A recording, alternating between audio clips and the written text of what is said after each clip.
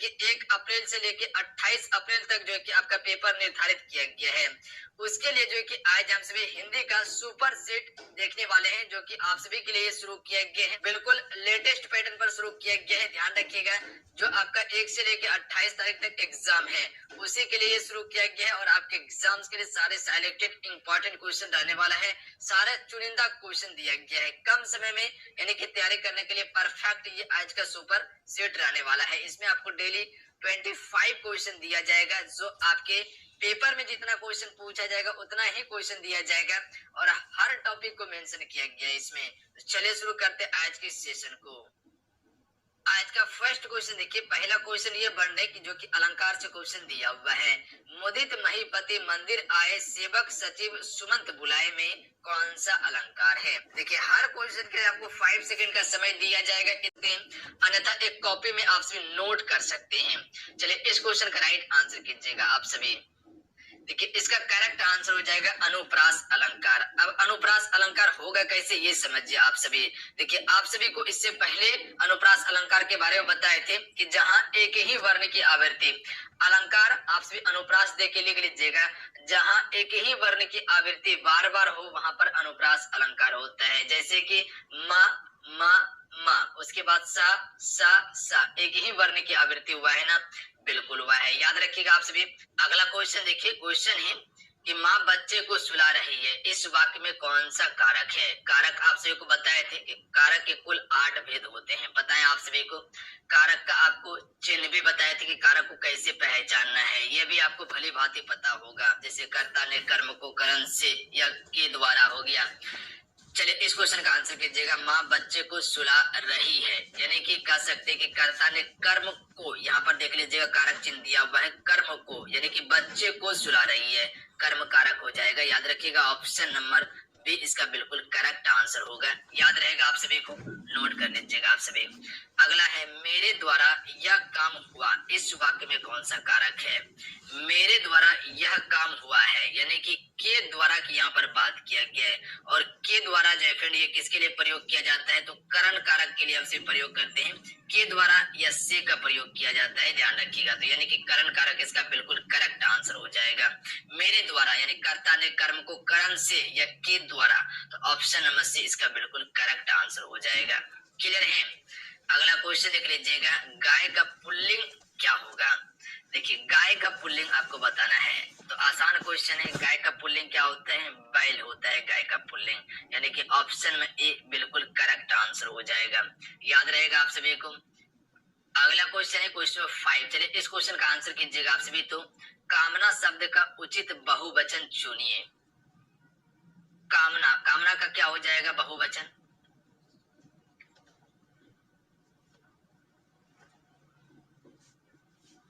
कामनाएं इसका बिल्कुल करेक्ट आंसर होगा। ध्यान रखिएगा, कामना दिया हुआ है, यहाँ पर ए दे के चंद्र बिंदु दे दीजिएगा, तो इसका बहुवचन बन जाएगा। एक वचन में किसी एक ही व्यक्ति या वस्तु का बोध होता है, पर बहुवचन में बात किया जाए तो इसमें एक से अधिक का बोध होता है। ध्यान रखिएगा, जैसे हम कह सकते हैं कि लड़का, वो एक वचन है, वहीं कहते लड़के तो वो बहुवचन हो जाएगा, लड़के में बहुत सारा लड़के आ जाएगा। ध्यान रखिएगा आप सभी। अगला क्वेश्चन देख लीजिएगा। योद्धा का बहुवचन शब्द होगा। देखिए, योद्धा का जो बहुवचन होता है योद्धा ही होता है, याद रखिएगा आप सभी। डी करेक्ट आंसर होगा। अगला है कि निम्न में से अमृत शब्द का पर्यायवाची नहीं है, इनमें से कौन सा जो है कि अमृत का पर्यायवाची शब्द नहीं है? देखिए, विभु जो है फ्रेंड ये अमृत का पर्यायवाची नहीं होता है, याद रखिएगा आप सभी। जबकि अमृत का पर्यायवाची क्या क्या है? पीयूष है, बिल्कुल है, अमीय है, बिल्कुल है, अमी है, बिल्कुल है। तो ये सभी अमृत का पर्यायवाची होता है जो पूछा जाता है, जबकि विभु नहीं होता है। तो ऑप्शन में डी करेक्ट आंसर हो जाएगा। याद रखिएगा, और पर्यायवाची को आपसे याद जरूर कर लीजिएगा, क्योंकि यहाँ से क्वेश्चन निश्चित आपके पेपर में पूछा जाएगा, इसमें कहीं कोई शक नहीं है। लेकिन जितने भी फ्रेंड जुड़े हुए सेशन को लाइक जरूर कर लीजिएगा, आपका एक लाइक हमें मोटिवेट कराता है। तो लाइक करके आप सभी शेयर अपने दोस्तों में जरूर कीजिएगा। अगला है निम्नलिखित में से असंगत पर्यायवाची शब्द है, इनमें से कौन सा शब्द जो है फिर वो असंगत है? देखिए, मृग की बात किया जाए तो हिरन इसका पर्यायवाची बिल्कुल सही है, या हिरन का पर्यायवाची मृग होता है। मोर का पर्यायवाची केकी भी होता है, बिल्कुल सही है।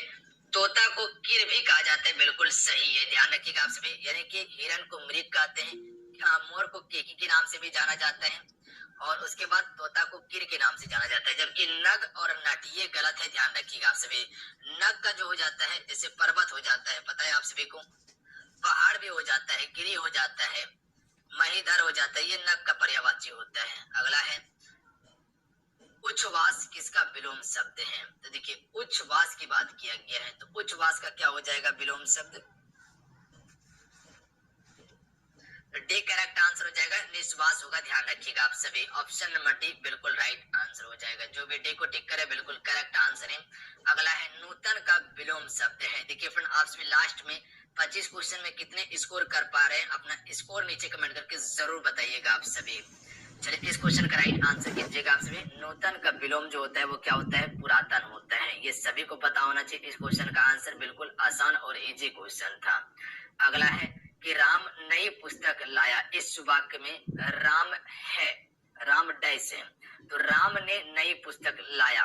देखिए इसमें राम जो है, राम क्या है? तो कह सकते कि राम एक संज्ञा शब्द है, और इसमें कौन सा संज्ञा हो जाएगा? व्यक्तिवाचक संज्ञा होगा, ध्यान रखिएगा आप सभी। यानी कि ऑप्शन में भी करेक्ट आंसर हो जाएगा। याद रखिएगा व्यक्तिवाचक संज्ञा में क्या आ जाएगा? जिसमें किसी नाम आ जाए। जैसे अगर देश की बात किया जाए तो देश में अगर हम ये कहें कि देश कौन सी संज्ञा है, तो ये आपका जातिवाचक संज्ञा होगा, क्योंकि देश एक ही नहीं है। जैसे भारत है तो पाकिस्तान भी एक देश है, बांग्ला भी एक देश है, तो वो जातिवाचक संज्ञा है। ऐसे अगर हम डायरेक्ट इसका नाम लिख दे कि भारत, तो ये एक क्या हो गया? व्यक्तिवाचक संज्ञा हो गया, ध्यान रखिएगा। तो जितने भी नाम है वो सभी व्यक्तिवाचक संज्ञा है।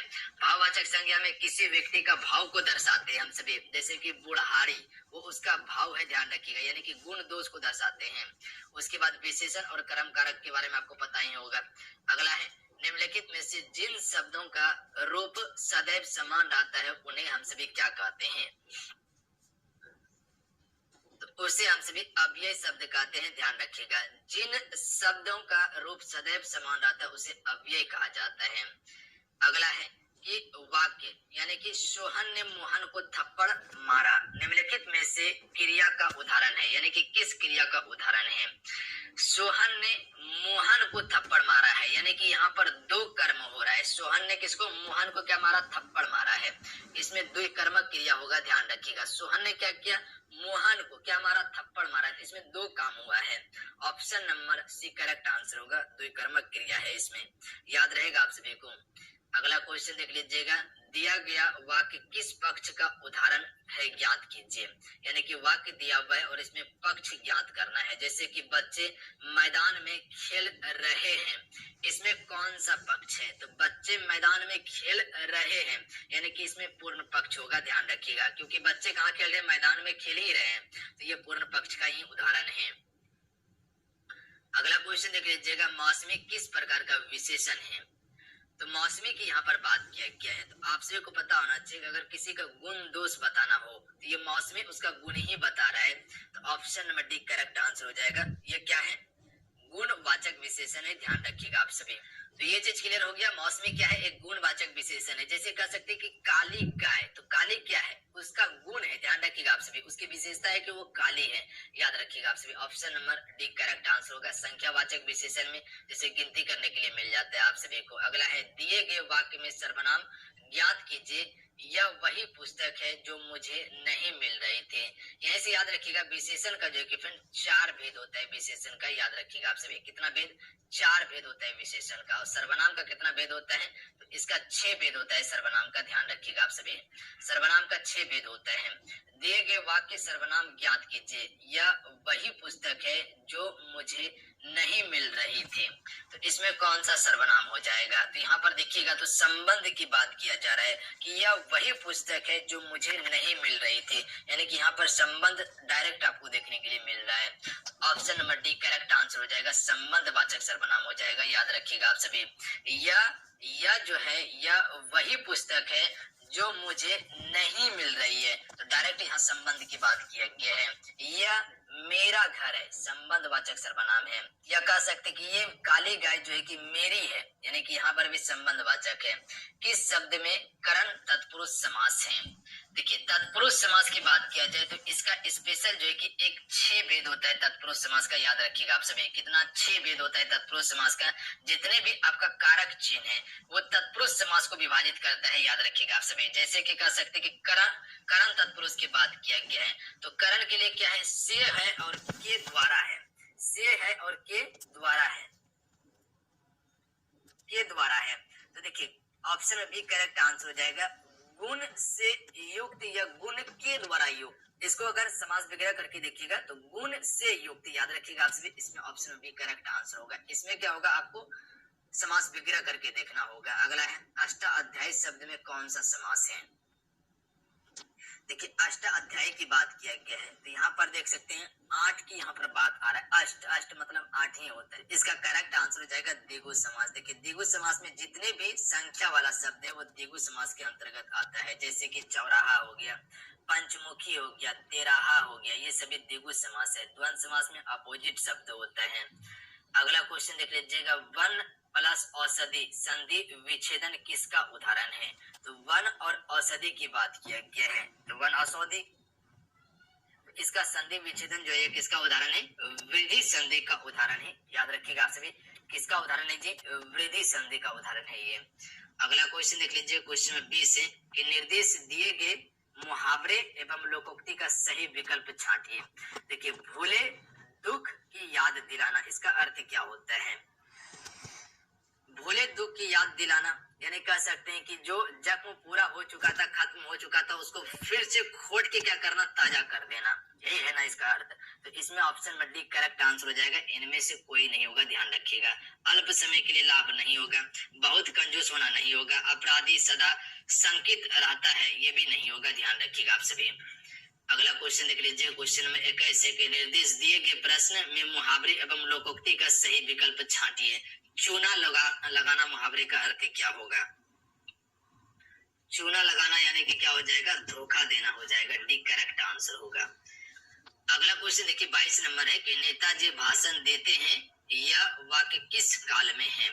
तो नेताजी क्या कर रहे हैं, भाषण देते हैं, यानी कि भाषण दे ही रहा है, तो ये वर्तमान काल हो जाएगा क्योंकि भाषण अभी दे रहा है, ना दिया हुआ है और ना देने वाला है, तो दे ही रहा है, तो ये वर्तमान काल हो जाएगा। अगला है देवनागरी अंक कितने होते हैं। तो देखिए देवनागरी अंक की बात किया गया है। देखिए हिंदी को जो हम सभी लिखते हैं वो देवनागरी लिपि में लिखते हैं, पता है आप सभी को, और इसमें 10 अंक है, ध्यान रखिएगा आप सभी। तो याद रखिएगा अगर क्वेश्चन पूछा जाए कि देवनागरी में कितने अंक हैं, 10 अंक हैं। अगला है शेखर एक जीवनी किसका प्रसिद्ध उपन्यास है। देखिए शेखर एक जीवनी जो है ये आपका अज्ञे जी का एक उपन्यास है, यानी कि option number B correct answer होगा। याद रखिएगा आप सभी, अज्ञे जी का है। अगला क्वेश्चन है 25 नंबर कि सतो गुण से युक्त वाक्यांश के लिए सार्थक शब्द इनमें से कौन सा है।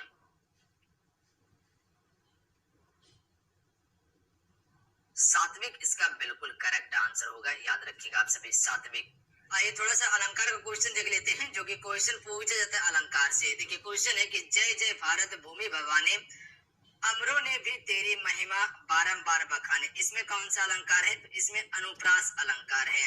अब देखिए अनुप्रास अलंकार को आप पहचानिएगा कैसे, तो आपको बताया कि अगर एक ही वर्ण की आवृत्ति बार बार हो वहां पर अनुप्रास अलंकार होता है। जैसे कि यहाँ पर ज देखिए, ज हो गया, वहीं पर देखिएगा भा भा भा, उसके बाद देखिएगा यहाँ पर माँ का आवृत्ति हुआ है, यहाँ पर भी माँ का आवृत्ति हुआ है, बा का आवृत्ति हुआ है ना, बिल्कुल हुआ है, तो यहाँ पर अनुप्रास अलंकार होगा। याद रहेगा आप सभी को। तो इस क्वेश्चन को नोट कीजिएगा आप सभी कि पुत कपुत तो काहे धन संचय और पुत सपूत है तो फिर काहे धन संचय, इसमें कौन सा अलंकार है, लाटा अनुप्रास अलंकार है। देखिए कहा जा रहा है कि अगर पुत्र कपूत हो चुका है, यानी कि कह सकते हैं कि अगर पुत्र आपका खराब हो चुका है, अगर उसके लिए आप धन जोड़ के रखते हैं तो वो कहीं ना कहीं आपका जुआ हो गया, सट्टा हो गया, उसमें आपका धन बर्बाद कर देगा। अगर वही कहा जा रहा है कि आगे अगर पुत्र आपका सपूत हो गया है, यानी कि पुत्र अच्छा है, तब फिर भी आपको धन जोड़ के कोई फायदा नहीं है। अगर पुत्र आपका दिमाग से तेज है, अच्छा है, तो निश्चित है कि वो धन कमा ही लेगा, आपको जोड़ कर रखना कोई अर्थ नहीं बनता है। तो ध्यान रखिएगा आप सभी, इसमें कौन सा अलंकार है, लाटा अनुप्रास अलंकार है। इसको आपसे पहचानिएगा कैसे, तो नोट कर लीजिएगा, पहचान में लिख लीजिएगा कि जब किसी वाक्य या उपवाक्य, जब किसी वाक्य या उपवाक्य आवृत्ति उसी अर्थ में होती है, जब किसी वाक्य या उपवाक्य की आवृत्ति उसी अर्थ में होती है किंतु मूल रूप में अंतर होता है। तो वहां पर क्या होता है, लाटा अनुप्रास अलंकार होता है, ध्यान रखिएगा आप सभी। जैसे कि यहाँ पर देखिएगा, पुत कपुत तो काहे धन संचय, इसका अर्थ क्या है, अलग है। और पुत सपुत तो काहे धन संचय, इसका भी अर्थ अलग है। और दोनों को यहाँ